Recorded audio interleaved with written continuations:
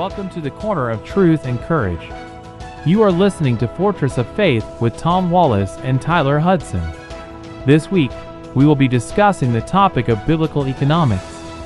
What does God's design for economics and government look like? What type of economic system should governments adopt? Tyler and I will be breaking down this topic over the course of the week. God has provided us with His economic plans for governments to follow. It is crucial for us to be well equipped with this knowledge, especially in the face of challenges we are currently experiencing in the world today. Capitalism is being denigrated, and our children are being taught that different economic systems, such as communism and socialism, are better, even though these systems have been proven to fail everywhere they have been tried. Welcome to the Corner of Truth and Courage with Tom and Tyler. We're here with you on Wednesday, and we've been talking all week about economics, what the Bible says about economics, what the world is teaching our young people about economics, and the contradiction between the two, because there is a contradiction between the two. And a lot of people that are not on God's side or stand on how He deals with economics even claim that the Bible does back up what they say, and so they're taking things out of context and indoctrinating the generation to come. And so the first couple days we've talked about really the enemies of biblical economics, but today we want to bring to you some of the biblical rules of economics, and we're going to use the Bible, as everyone should, right, to be their point of emphasis on making these points come through. So with that being said, Brother Wallace, why don't you start us off? Okay, well, thank you, Tyler. Yeah, we kind of started off the week talking about the enemies of biblical economics, and that's being the teaching of communism, the teaching of socialism, and that we ought to take from the rich, take from the industrious, those who work, and take from them to give to those who haven't been working. And, dealing with this equality and stuff and the verses they take from the Bible out of context, we are to help those who are poor and needy. And tomorrow, Tyler, hopefully we can get more into the subject of dealing with the poor and in that side, what is God's intention of that? Can we rid the world of poverty? I want you to be thinking about that, Tyler, for our subject maybe for tomorrow. But today I want to get into the rules of biblical economics. And the first point, we have to start here. And I think a good verse for that is Psalms chapter 24 and verse number 1. Psalms 24 and verse number 1. The earth is the Lord's, and the fullness thereof, the world, and they that dwell therein. So everything that's in this world, who properly owns it? Who, really truly is the one who's in control of it all? It's the Lord. Everything here is here by God's choice, God's generosity, God's will, His divine plan. And we're here as a result of His plan, His will. We are the part of the fullness of this world, okay? There's a verse people don't want to hear today, that you belong to God. Yeah, that's it. I mean, we want to be in charge. We don't want God in charge. The fact is, God's in charge, okay? And there's other passages, He owns the cattle on 1,000 hills, and He actually owns the hills themselves, okay? So God is never short of resources. That's one of the points we need to kind of keep in the back of our mind, because God is, the earth is His, okay? Yeah. Now, the second point we get from many places in the Bible, the teaching of stewardship. Luke chapter 19 is a great place to go to about the talents, how the master gave to one 10 talents, the other one 5 talents, and the next, 1 talent and stuff, as he dealt severally. Some people have more than others. It's just a fact of life, is it not? Some people seem to be blessed with more. Some people have less. I came into this world as a missionary kid. We were part of the less group, okay? And still am. And I live happily and content. Now, there's a point that we may be getting ahead of ourselves, contentment. The fact is that, though, everything we have here because of God. You say, well, this person, they were born with a silver spoon in their mouth. In other words, they are part of the privileged. All right. Some people in this world have been born privileged. Some people are born of low estate. Okay. But no matter what God has given you, whether 10 talents or 1 talent, you are responsible for that. You have to be a steward of whatever God gives you. And if you're not a good steward, then you're not pleasing God. You're going to have his rebuke on you. But if you are a steward of it, then you'll have blessings, and there'll be rewards for it. And those who refuse to be it will be taken away from that which they have. Yes. Yeah. Forgive me. Let me make sure I'm thinking of the right story. This is the one where the guy who has 1 talent buries it in the ground, yes? That's right. Yeah. And so I just want to see what your thoughts are on this. I don't want to get too far off track, but I remember when I first read that and he buried it in the ground, like I thought to myself, hey, he really values that and he didn't want anything to happen to it, right? But he actually gets rebuked for doing that, right? So he doesn't take what God gave him and turn it into anything else. He just kind of sat on it, right? Elaborate on that with us, if you would. I mean, but I feel like there is some principles of investing really there, right? Not just sitting on the things that God has given you either.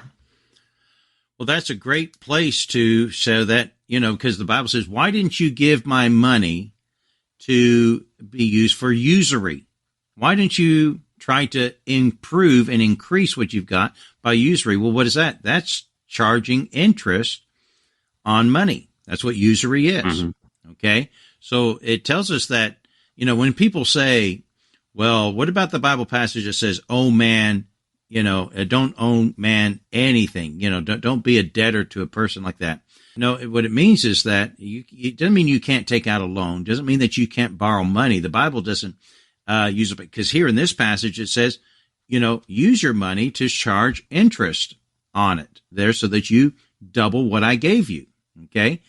So there is a place for it because it's being commended here, the person being rebuked because he didn't do it there. What does that passage mean about don't owe man anything? It means if you made an agreement with a person, I'll borrow this from you, but I'm going to pay you back. Pay him back what you agreed. Don't be in a place where you haven't done it. Follow through with your debts and your agreements there. Don't shrug them. Okay. The first 2 points that I want to get here is that everything we have here in this world, it's by God's grace. You say, well, I earned it myself. No, he gave you the health to earn it. Don't take God out of it. He gave you the health to get the wealth. All right. And don't be upset because God, put other people with more and other people with less. The beauty of America, the beauty of the economic system that we have here is that we all have a fair opportunity to make something of ourselves, even if you're born of low estate. And you can grow. In some places you can't because the economic system will not allow that. If you live in under Islam, you're not going to be given much opportunity because of their economic system under Islam. But under Christianity, the teachings of the Bible, we have that opportunity. But you need to understand, you are a steward.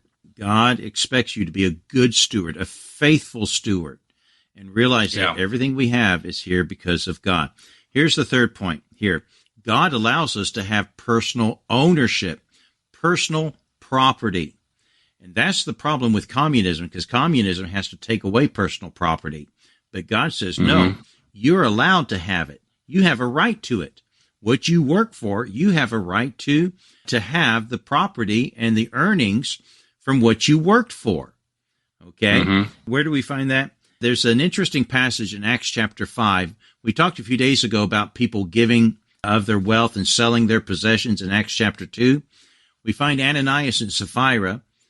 They do the very same thing that others are doing it, but they don't do it out of a heart of a love. They're doing it because they want to be seen as good people. But what happened to them because they were trying to cheat and rob God for being full of pride and everybody saying, hey, look what great people we are.